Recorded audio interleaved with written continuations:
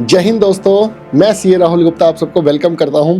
दोस्तों, I am very excited to announce कि मुझे 18 जनवरी 2025 को रेखा गुप्ता जी के साथ पॉडकास्ट बनाने का एक सौभाग्य मिला। एंड ना केवल मैडम ने इलेक्शंस जीते, बल्कि she is now the chief minister of Delhi, the capital of our country, capital of India की वो चीफ मिनिस्टर डिक्लेयर हुई हैं अभी। एंड मुझे बहुत ही अच्छा लग रहा है। मुझे उनके साथ पॉडकास्ट बना के भी बहुत मज़ा आया था। तो मैं आप लोगों के साथ एक पॉडकास्ट यही वाला आपके साथ शेयर कर रहा हूं, जिसके अंदर उन्होंने पूरा अपना रोड मैप बनाया था कि वो दिल्ली के चुनाव जीतने के बाद क्या क्या काम करने वाली हैं दिल्ली की भलाई के लिए। तो आइए दोस्तों, बिना वेट करे let's start the podcast now. तो मैम, जैसे कि अब 2025 के बीजेपी के और आम आदमी पार्टी और कांग्रेस के इलेक्शंस दिल्ली में स्टार्ट हो गए हैं, दिल्ली चीफ मिनिस्टर की दौड़ स्टार्ट हो गई है। तो कहीं ना कहीं मैम इस 5 इयर्स के बाद जो 2014 से 19 से 24 का जो पीरियड गया है, इसके बाद कहीं ना कहीं इस बार एंटी इनकम्बेंसी अगेंस्ट आम आदमी पार्टी लग रही है। तो क्या इसका कुछ पॉजिटिव बीजेपी बना पाएगा इस बार?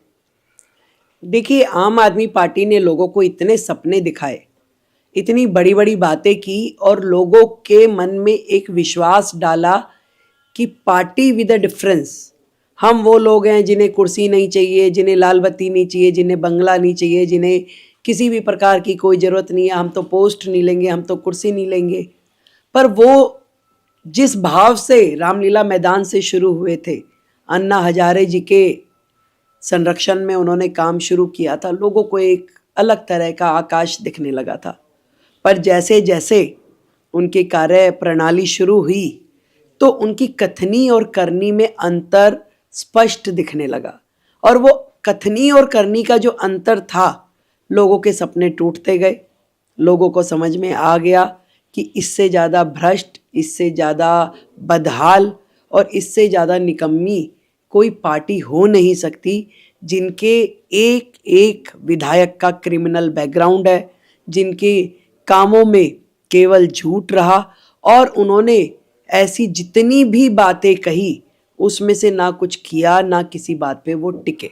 हाँ, कहीं ना कहीं वो यमुना साफ के ऊपर भी बहुत वीडियोस वायरल हुई हैं अभी की। उन्होंने बोला है केजरीवाल जी ने कि हमने 2019 में भी बोला था यमुना साफ कर देंगे, 14 में भी बोला था, लेकिन हमें 5 साल और दे दो, हम यमुना इस बार कंप्लीटली साफ कर देंगे। देखिए, उनके जितने वादे अपने मैनिफेस्टो में रहे, उनकी बातों में रहे, आप एक एक चीज़ को उठा के देखिए। यमुना साफ़ कर देंगे, नहीं हुई। वाईफाई दे देंगे, नहीं हुआ। पीने का पानी फ्री दे देंगे, फ्री छोड़िए, साफ़ पानी तक भी दिल्ली को नहीं मिल रहा। इतना गंदा पानी, मतलब हर घर को नल से जल जो मिलने की बात थी, उसमें से कहीं कुछ भी नहीं हो पा रहा। आज भी टैंकर माफिया काम कर रहे हैं, आज भी लोगों को झुकी के भी लोगों को पानी की बोतल खरीद के पीनी पड़ रही है। इतनी बुरी स्थिति हो गई है कि आपकी एनडीपीएल या बाकी बिजली कंपनियां जो वो बिल्कुल बैंकरप्सी के कगार पे आ गई है। एक बल्ब तक भी लगाने की उनकी हैसियत नहीं है। कर्मचारियों को उनकी तनख्वाह नहीं मिल रही है। 3 पहाड़ हटा देंगे दिल्ली से तो उनका पहाड़ छोड़िए, उसकी मतलब 4 ट्रक कूड़ा वहाँ से वो उठाने की उनकी क्षमता नहीं है, बल्कि पूरी दिल्ली को कूड़े का घर उन्होंने बना दिया। तो हर वाक्य जो उन्होंने कहा, उस वाक्य में कहीं पे भी सच्चाई नहीं थी। जनता को समझ में आ गई कि ये बातें बहुत बड़ी बड़ी करते हैं, पर उसमें से इम्प्लीमेंट कुछ नहीं करते। एक सड़क, एक फ्लाईओवर, एक अस्पताल, एक स्कूल, एक college, nothing is there. But ma'am, एक बात बताइए, कहीं ना कहीं उनके जो पॉइंट्स थे, उन्होंने कहा था हम फ्री इलेक्ट्रिसिटी 200 यूनिट्स तक हम हर घर को देंगे। कुछ हद तक वो तो मैम उन्होंने पूरा किया, लेकिन उससे क्या इम्पैक्ट मैम, क्या ये कंटिन्यू रहेगा अगर अब बीजेपी की सरकार आती है तो? 2 विषय बताया आपने। एक तो उन्होंने जी फ्री बिजली पानी, आज भी आप फील्ड में चले जाइए, जो बिजली का बिल मान लीजिए किसी घर का 4,000 रुपये का आता था, 3,000 रुपये का आता था, आज 60-60 हज़ार रुपये के बिल, 1-1 लाख रुपए के, 1.25 लाख के बिल वो लेके घूम रहे हैं कि हमारे बिजली के बिल इतने आ रहे हैं। और पानी जो 200 रुपये 150 रुपये का बिल हर घर का आता था, उसमें भी हज़ारों रुपए के बिल। और गुंडागर्दी इतनी है कि आप यदि उसे नहीं जमा कराते तो उसके बाद वो तुरंत कि जी आपकी बिजली कट जाएगी, आपकी पानी कट जाएगी, कोई सुनवाई उसमें नहीं है। तो जनता को क्या दिया आपने? बातें बातें करी, फ्री बिजली, फ्री पानी। आज जिस चीज़ का महत्व होना चाहिए कि भी पानी को आप नल तक नहीं लगे हुए, पानी की पाइपें बह रही हैं हर जगह पे, लोगों को पीने का पानी मिल नहीं रहा, आपको सर्विस नहीं मिल रही, गंदा पानी, सीवर मिक्स का पानी आदि, मतलब लगभग 90% दिल्ली को गंदा पानी पीने के लिए मजबूर होना पड़ रहा है। तो आपने क्या दिया? बट यहीं पे मैम एक पॉइंट और उन्होंने बोला था कि आपको कोई भी गवर्नमेंट ऑफिस से कोई भी काम है तो आपको एक मिस्ड कॉल मारनी है और इवन एक कॉल करनी है और मार के आपका देख काम लीजिए, घर पे होगा। मिस कॉल करके देखिए, आपको पता चल जाएगा कि मिस कॉल करने से कहीं पे दूसरी तरफ से कुछ आवाज आती है कि नहीं आती है। कोरी बातें हैं। मोहल्ला क्लिनिक खोल दिया हमने, आप मोहल्ला क्लिनिक में जाके देखिए, वहां पे कुत्ते और गाय घूम रहे हैं, डॉक्टर के नाम की कोई चीज नहीं है। स्कूल हमने बहुत बढ़िया कर दिया, आप जाके देखिए स्कूलों की क्या हालत है, जितनी झुग्गियां हैं वहाँ शौचालयों की क्या हालत है, मतलब बहन बेटियों के नहाने के लिए स्नान घर तक नहीं है। तो ये बातें हैं, इसमें कोई कहीं से कहीं तक भी कुछ काम नहीं है जो कि वो करे, और बहुत ही मेलाफाइड तरीके से वो लोग चलते हैं। जहाँ उनका फ़ायदा होता है वहाँ पे राजनीति करने के लिए पहुँच जाते हैं, और जहाँ उनको फ़ायदा नहीं होता वो वहाँ पे जाने से कतराते हैं। अब मैम यहीं पे एक क्वेश्चन हमारा रह गया था कि 200 यूनिट फ्री बिजली मिल रही है, नहीं मिल रही है, लेकिन क्या ये कंटिन्यू होगी अगर बीजेपी की सरकार आती है तो? भारतीय जनता पार्टी की सरकार दिल्ली में बनेगी तो निश्चित रूप में जो फैसिलिटीज़ जनता को मिल रही है उसमें से एक भी कर्टेल नहीं होगी, बिजली पानी इसी प्रकार से मिलेगा, और हो सकता है कि उससे ज़्यादा यूनिट मिले, परंतु हम उसको पूरे को बड़ा सिस्टमैटिक करेंगे ताकि जनता को लाभ भी मिले और सिस्टम में नुकसान भी ना हो।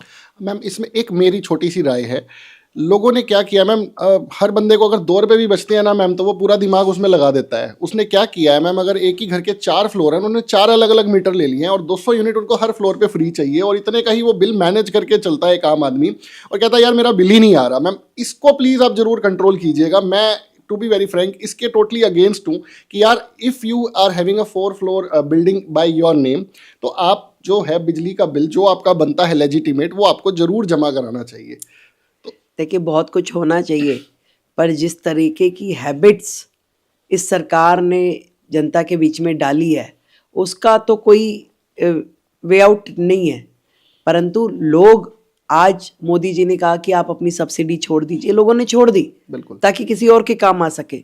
तो ये तो जनता की विश पे है, जनता को फ्री नहीं चाहिए, जनता चाहती है जो जायज़ पैसे हों वो लिए जाएं और हमारा काम होना चाहिए।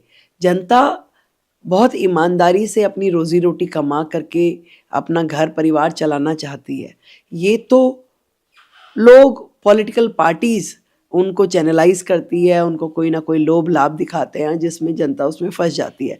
नहीं तो जो सरकार पंजाब में वायदा करके आई कि 1000 रुपये देंगे, 1 रुपया किसी बहन को नहीं दिया, और आज वो यहाँ 2100 बोल रहे हैं। बोलने में भी शर्म नहीं आ रही कि आपने जिस राज्य में सरकार बना ली, इतना बड़ा राज्य पंजाब, वहाँ तो आप दे नहीं पा रहे, तो दिल्ली में आप क्या करने वाले हैं? तो ये तो चरित्रविहीन पार्टी है। कुछ भी बोल सकते हैं, किसी हद तक भी जा सकते हैं चुनाव लड़ने के लिए और चुनाव जीतने के लिए। एक कमाल की बात क्या है मैम, इसी पॉइंट के ऊपर अगर उनसे पूछा जाता है कि आप पंजाब में नहीं दिया है आपने, तो वो कहते हैं हम देंगे, हम मना नहीं कर रहे हैं, हम देंगे। वो अगले चुनाव से पहले फिर से एक वादा और करेंगे कि हम देंगे, हमें और 5 साल दीजिए। अगर उनको आज दिल्ली की स्थिति बताइए ना, कौन सी रोड, कौन सा फ्लाईओवर उन्होंने बनाया, क्या एक बड़ा डेवलपमेंट का काम मैं केजरीवाल सरकार का मानूं कि उन्होंने किया है? पॉल्यूशन की बातें तक तो वो सॉल्व नहीं कर पाए कि पराली है, पंजाब से आती है, यहाँ से आती है, हरियाणा से आती है। मतलब जब तक उनकी सरकार नहीं थी तो पंजाब से पराली आ रही थी, और जैसी सरकार बन गई तो वो हरियाणा से आने लग गई, पंजाब वाली खत्म हो गई। परंतु दिल्ली में पॉल्यूशन ना हो इसके लिए एक भी स्टेप क्या इस सरकार ने उठाया है? मैम मैं भी थोड़ा सा स्टडी किया था पॉल्यूशन का कि दिल्ली का, क्योंकि हर साल प्रॉब्लम्स हमें भी होती हैं। तो मैम मेजर रीज़न जो पॉल्यूशन का आ रहा है वो वेहिकुलर पॉल्यूशन का तो है ही है, साथ में पराली के साथ वो सिचुएशन और वर्स हो जाती है। तो मैम अब वेहिकुलर पॉल्यूशन को लेके बीजेपी के क्या स्टेप्स होंगे मैम इसको कर्टेल करने के लिए? देखिए जब सरकार आएगी तो बहुत सारी चीज़ें उसमें होंगे काम, परंतु केवल बातें करके पंजाब से पराली, यहाँ से पराली, और आपने कहा कि जब हम फॉगिंग टावर लगाएंगे और हम क्या करेंगे, इतना उन्होंने करोड़ों रुपए अलग अलग योजनाओं में पैसे डाल दिए, पर पॉल्यूशन तो 1% भी कम नहीं कर पाए। तो जब सरकार आएगी हमारी तो हम उसकी योजना उसी प्रकार से बनाएंगे कि हमें ये पॉल्यूशन कैसे कम करना है, हमें दिल्ली में ग्रीनरी बढ़ानी है, हमें जो छिड़काव है पानी का वो करना है, या जितने भी कारण बनते हैं उन सबको हम कर्टेल करने की कोशिश करेंगे। परंतु दिल्ली में एक आम जन जो एक मजदूर आदमी है उसके लिए ये पॉल्यूशन का समय भी एक बड़ा दर्दनाक समय होता है कि जो मजदूर रोज की दिहाड़ी कमाता है और खाता है, उसके लिए जब यहाँ पे ग्रैब 3 ग्रैब 4 लग जाता है, काम बंद हो जाते हैं, तो उसके लिए रोजी रोटी के भी लाले पड़ जाते हैं। तो बिल्कुल मुझे लगता है कि कुछ चीज़ें ऐसी होनी चाहिए जिससे गरीब आदमी अपनी रोटी खा सके और बाकी समस्या का भी समाधान हो जाए। मैम, आपके मेजर पॉइंट्स क्या हैं जो जैसे आप शालीमार बाग से कंटेस्ट कर रहे हैं, तो शालीमार बाग से रिलेटेड क्या प्रॉब्लम्स हैं जिस पे आपका स्पेशल फोकस होगा? अगर बीजेपी की पार्टी इस बार सरकार बनाती है तो आप उसको चेंजेस करेंगे? देखिए, मैं एक विज़न रखती हूँ अपने एरिया के लिए, शालीमार बाग, पीतमपुरा और हमारे यहाँ जितने गांव हैं। मुझे लगता है कि सड़कें जो हैं वो दुरुस्त होनी चाहिए। आज झाड़ू के राज में गड्ढे में सड़क में गड्ढा पता नहीं चलता है। मुझे दूसरी चीज़ ये लगती है कि हर घर में पीने का साफ पानी होना चाहिए। जो सालों पुरानी सीवर लाइन है, ये सालों पुरानी पानी की लाइनें हैं, ये बदली जानी चाहिए। और साफ पानी हर व्यक्ति एक टेंशन फ्री होकर जो ज़िंदगी की ज़रूरत है वो उसे मिलना चाहिए। अच्छे बढ़िया पार्क हों, छटाई, पेड़ों की छटाई एक इतना बड़ा मुद्दा है जो दिखने में छोटा लगता है, जैसे शौचालयों का मुद्दा था। तो मोदी जी ने पूरे देश में 1 करोड़ शौचालय बनाए। पर मैं ये समझती हूँ कि मैं विधायक बन के आऊँगी तो मेरे यहाँ जितनी झुग्गियाँ हैं वहाँ पे बढ़िया शौचालय हों, बहन बेटियों के लिए नहाने का स्नान घर हो, ये सुविधा मैं उनके लिए करके दूंगी। गली नालियाँ जो है वो बनवाएंगे। हमारे गांव जहाँ पे आज भी कम्युनिटी हॉल की दिक्कत है, हम कम्युनिटी हॉल के लिए प्रयास करेंगे। आज भी गाँव में अप्रोच रोड्स जो हैं वो ठीक नहीं है, उसको बनवाया जाएगा। और जितनी भी चीज़ें मैं सोचती हूँ कि जनता से रिलेटेड है वो हमें करनी होगी जनता के हित में। अलग अलग बच्चों के लिए झूले, बड़ों के लिए जिम, पार्क अच्छे हों, अच्छी घास हो, एरिया अच्छा हो, साफ़ सुथरा हो, साफ सफाई हो। तो ये सारा मेरा विज़न है। सड़कों में जो गायें घूम रही हैं वो उसका समाधान करना मेरा विज़न है। जो डॉग्स का प्रॉब्लम है ब्लॉक्स में, उसमें एक संतुष्टिजनक समाधान निकले, वो मेरा विज़न है।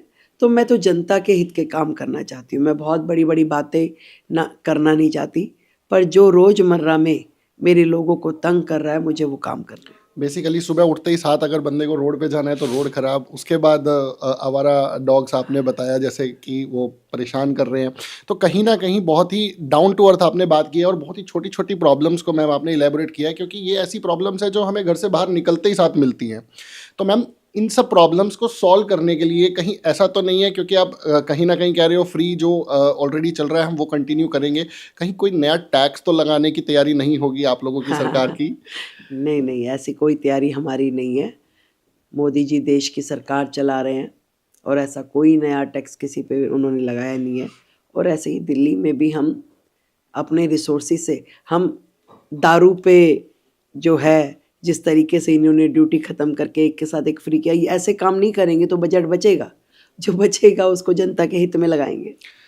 मैम, मुझे पता चला कि आपने अपनी कॉलेज दौलत राम कॉलेज से किया था, दिल्ली यूनिवर्सिटी से, तो वहाँ पे भी क्या मैम आप एक्टिव थे पॉलिटिक्स में? जी, मैं वहाँ पे भी एक्टिव थी। मैं अपने कॉलेज की जनरल सेक्रेटरी रही दौलत राम में। उसके बाद मैं दिल्ली यूनिवर्सिटी की जनरल सेक्रेटरी, दिल्ली यूनिवर्सिटी की प्रेसिडेंट, ऐसे मैं 95 एंड 96 2 टेन्योर मैंने वहाँ पे भी रही। तो ये शौक़ जो था वो कॉलेज से ही शुरू हुआ और कहीं ना कहीं जीवन का एक ध्येय बन गया, एक मिशन बन गया। मैम, आपने एमसीडी काउंसलर में भी सर्व किया था 2007 एंड 2012 में, तो आपकी वहाँ पे क्या अचीवमेंट्स रही मैम, वो हम जरूर जानना चाहेंगे। अपने पूरे कार्यकाल में एमसीडी के जितने स्कूल थे उन सब की नई बिल्डिंग, नए toilets, everything was done newly on the pattern of Gujarat government. Gujarat में जिस तरीके से सरकारी स्कूल बनते हैं उनका एक अपना ही पैटर्न है। तो मैंने उसे फॉलो किया, अपने एरिया के सारे स्कूलों को नया बनवाया, एक नया कम्युनिटी हॉल बनवाया, नया स्विमिंग पूल बनवाया, सारे पार्कों को मैंने बहुत बढ़िया करते हुए वहाँ पे हट, जिम, झूले, इस तरह की सारी फैसिलिटीज़ क्रिएट करी। और मैं आज ये कह सकती हूँ कि 10 साल में मैंने अपने वार्ड की 100% सड़कों को नया बनाया और जनता के सुख दुख में हमेशा साथ रही। मैम इसमें एक पॉइंट ये और उठता है कि डबल इंजन की सरकार बनते ही साथ हमने देखा है, जैसे राजस्थान में, यूपी में, एमपी में बहुत बढ़िया आप लोगों की सरकार ने काम किया। तो कहीं ना कहीं अगर दिल्ली में डबल इंजन की सरकार बनती है तो क्या ये 1+1=3 होने वाला है? मतलब क्या कार्य ट्रिपल स्पीड से होने की तैयारी है? देखिए, दिल्ली जो है वो देश की राजधानी है, तो दिल्ली सुंदर हो, दिल्ली दुरुस्त हो, दिल्ली डेवलप्ड हो, ये सबसे इम्पॉर्टेंट है। आज हजारों लोग रोज देश विदेश से यहाँ पे आते हैं, उन्हें लगता है हम दिल्ली जा रहे हैं, देश की राजधानी जा रहे हैं। और उस देश की राजधानी में कूड़े के पहाड़, मलबे के पहाड़, गंदगी और इस तरह का पूरा सरोबार रहे, जहाँ पे रोड टूटी हो या जहाँ घंटों का जाम लगे, तो ऐसी दिल्ली लोग एक्सपेक्ट नहीं करते हैं। तो मुझे लगता है कि डबल इंजन की सरकार का मतलब ये है कि आज जितने भी हाईवेज़ हैं वो सेंट्रल गवर्नमेंट ने यहाँ पे बनाए हैं, और बड़े टाइम बाउंड तरीके से 1 साल में पूरा 6-6 लेन का, 14-14 लेन के फ्लाईओवर यहाँ तैयार हो गए। तो ऐसे ही स्टेट गवर्नमेंट और जब सेंट्रल गवर्नमेंट दोनों मिलके काम करेंगी तो बहुत सारी योजनाएं जो है यहाँ पे लागू हो पाएंगी। दिल्ली सुंदर बनेगी, दिल्ली स्वस्थ बनेगी और दिल्ली में रहने का लोगों का मन करेगा। मैम बट देखिए, मैं टू बी वेरी फ्रैंक यहाँ पे पॉल्यूशन को दोबारा लेके आ रहा हूँ, क्योंकि पॉल्यूशन एक बहुत सीवियर मुद्दा है राइट नाउ। अक्टूबर से लेके दिसंबर जनवरी तक, मतलब आप लोग क्या प्लानिंग कर रहे हो कि हम इसको कैसे कर्व करेंगे, कैसे कंट्रोल करेंगे? ये कुछ बड़ा कुछ चीज़ें जो हैं सरकार बनने के बाद डिस्कस की जाए तो ज़्यादा अच्छा रहेगा। Okay ma'am, sure. मैम जैसे कि आप कुछ भी अच्छा करते हो तो मुझे पता चला है, आपकी मार्केट सर्वे के हिसाब से हमें पता चला है कि आपके अगेंस्ट एफआईआर हो जाती है। इवन मुझे पता चला आपने कुछ पेड़ों की कटिंग करवाई थी, कटिंग मतलब नॉट मतलब छटाई करवाई थी, मैं छटाई बोलना चाहूँगा उसको, क्योंकि लोगों के घरों में भी मैंने देखा बहुत सारे घरों के अंदर तक पेड़ चले गए हैं। अब किसी के घर में सनलाइट ही नहीं आएगी यार, वो छटाई तो कराएगा ही ना। देखिए, छटाई जो है वो एक रूटीन प्रोसेस है जो कि एवरी ईयर होना ही चाहिए। आज व्यक्ति अपने बाल ना कटवाए, दाढ़ी मूछ ना बनाए तो वो क्या दिखने लगेगा। तो ऐसे ही पेड़ों की स्थिति होती है कि उनको रूटीन में आपको छटाई कराएंगे तो वो ग्रो अप होते हैं और सिस्टमैटिकली चलते हैं, लोगों को परेशानी नहीं होती और उसका आनंद ले पाते हैं। अब वर्षों से जहाँ छटाई नहीं हुई और मैंने काउंसलर बनने के बाद वहाँ छटाई करवाई, तो क्योंकि यहाँ की लोकल विधायक और बाकी लोगों को ये दिक्कत होने लगी कि भाई छटाई होने से तो रेखा गुप्ता का बहुत नाम हो रहा है, तो उन्होंने डिपार्टमेंट, क्योंकि फॉरेस्ट दिल्ली गवर्नमेंट के अंडर आता है, तो उसकी कंप्लेंट करना कि छटाई ना हो ताकि बुराई मिले, ऐसी ओछी हरकतें करी और करते रहे। मैं तो नॉन स्टॉप काम करने में विश्वास रखती हूँ और मैंने उसके ऑल्टरनेटिव तरीके निकाल करके लोगों के बीच में जाना आना चालू रखा, आज भी चालू है। अगर लोगों की ज़रूरत होगी तो जो अलाउड है, जो रीज़नेबल है, वो काम हम ज़रूर करेंगे। एक मैम छोटा सा सर्वे आया था जिसमें ये पता चला है, अगर इसी तरीके से दिल्ली की सरकार चलती रही, but whatever is the party, BJP और आप, तो 2030 तक दिल्ली सरकार भी डेफिसिट में आ जाएगी, जो कि राइट नाउ सरप्लस में है। आप कह रहे हैं कि ये सरप्लस में है, परंतु आज भी आप सारे डिपार्टमेंट्स का बैलेंस शीट उठा के देखिए, सारे के सारे डिपार्टमेंट जो है बिल्कुल बैंकरप्सी पे आ गए, अपने कर्मचारियों की तनख्वाह नहीं दे पा रहे, चाहे वो जल बोर्ड है, चाहे वो आपकी बिजली कंपनियां हैं, चाहे वो डीटीसी है। हर महकमा जो है वो दिक्कत में है, परेशानी में है और वो बोल नहीं पा रहे कि भाई हम करें तो करें क्या। तो हमें डिपार्टमेंट चलाने हैं, बंद नहीं करने, उस पर ताले नहीं लगाने हैं। बहुत अच्छी बात है मैम, ये तो बहुत अच्छी बात है, क्योंकि कहीं ना कहीं अगर काम चलेगा तभी तो जीवन चलेगा ना मैम, नहीं तो state will come to a standstill. Ma'am अब इसी के अंदर एक पॉइंट और आता है, अभी 28 दिसंबर की एक न्यूज़ थी जिसमें बहुत सारे ड्रग्स, कोकीन वगैरह जो है वो दिल्ली की पुलिस ने पकड़े हैं। कहीं उड़ता पंजाब कभी उड़ती दिल्ली तो नहीं बनने वाली है, क्योंकि पंजाब के अंदर हमने देखा किस तरीके से ड्रग्स की वजह से मतलब पूरी स्टेट एक तरीके से मेरे हिसाब से कम 20-25 साल पीछे चली गई है। तो कहीं ना कहीं ये ड्रग्स दिल्ली में भी एंटर तो नहीं हो रहे हैं? देखिए, जो सरकार ऑफिशियली एक के साथ एक फ्री कर सकती है, ऑफिशियली पिंक बार खोलने की बातें कर सकती है, ऑफिशियली पूरी रात अलाउ कर सकती है कि यंगस्टर्स 18 साल वाले भी और ये भी दारू यूज़ कर सकते हैं, शराब पिए। उस सरकार के राज में कुछ भी हो सकता है।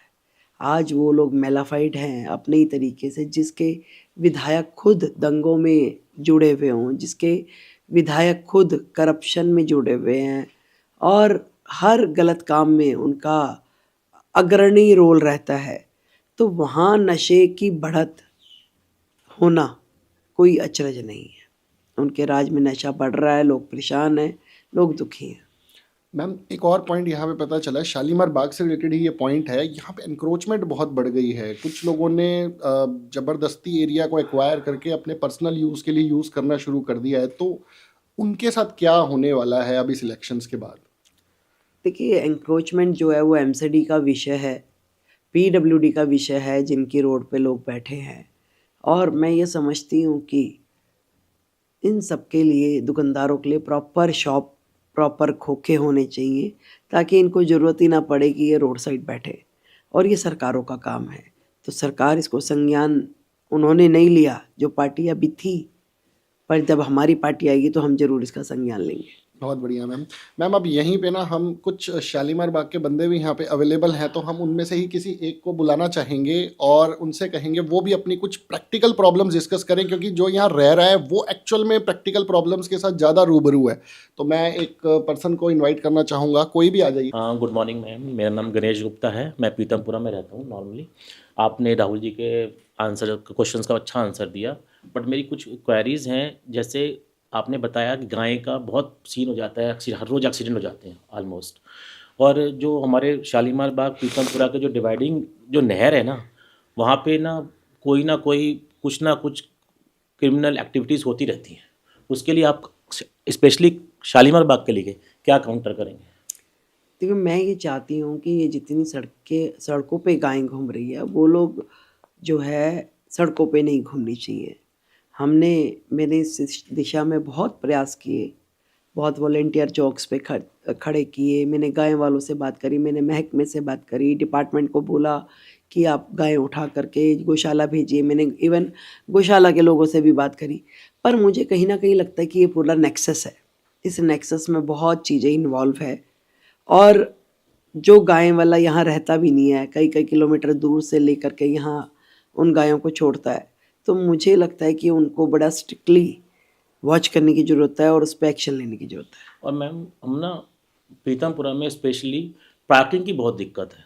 क्या है कि ना लोगों ने बाहर गाड़ी खड़ी कर देते हैं, वहाँ से बाहर कभी बैटरी चोरी हो रही है, कभी कुछ चोरी हो रहा है। उसके लिए क्या हुआ?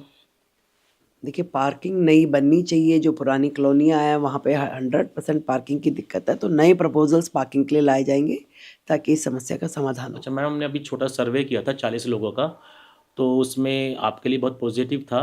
बट मैडम हम चाहते हैं कि शालीमार बाग का टॉप पोस्ट उसे कुर्सी मिले, तो उसके लिए क्या आपने मतलब अगर आपको टॉप कुर्सी मिलती है, मैं आप चीफ मिनिस्टर की बात कर रहा हूँ, तो आप ये जो आप वाले लोग कहते हैं मनार्किस्ट हैं, तो आप उसमें कैसे हैंडल करेंगे? ये बहुत बड़ा सपना है, मैं अभी नहीं देखना चाहती इसको। अच्छा, मैं चाहती हूँ कि जनता मुझे विधायक बनाए और मैं अपने क्षेत्र से जुड़ के यहाँ के काम करूँ। ठीक है, thank you ma'am. Thank you. तो मैम मैं आपके लिए बेस्ट विशेस बोलता हूँ मैम, कि आपके लिए भी और आपकी पार्टी के लिए भी आप बहुत अच्छे तरीके से इस बार इलेक्शंस कंटेस्ट करें, जीतें और साथ में बीजेपी की पार्टी भी पूर्ण बहुमत के साथ सरकार बनाए। तो दोस्तों, ये थी मैम रेखा गुप्ता, जो बहुत डाउन टू अर्थ हैं और जिनसे हमने आज जाना कि वो क्या क्या दिल्ली की प्रॉब्लम्स को लेके सॉल्यूशंस निकालने वाली हैं और करंट इलेक्शंस के अंदर उनका क्या आउटकम रहेगा, वो किस तरीके से प्लानिंग कर रहे हैं। तो ऐसे ही नए नए कंटेंट के लिए दोस्तों हमारे चैनल को सब्सक्राइब जरूर कीजिए और जुड़े रहिए। जय हिंद।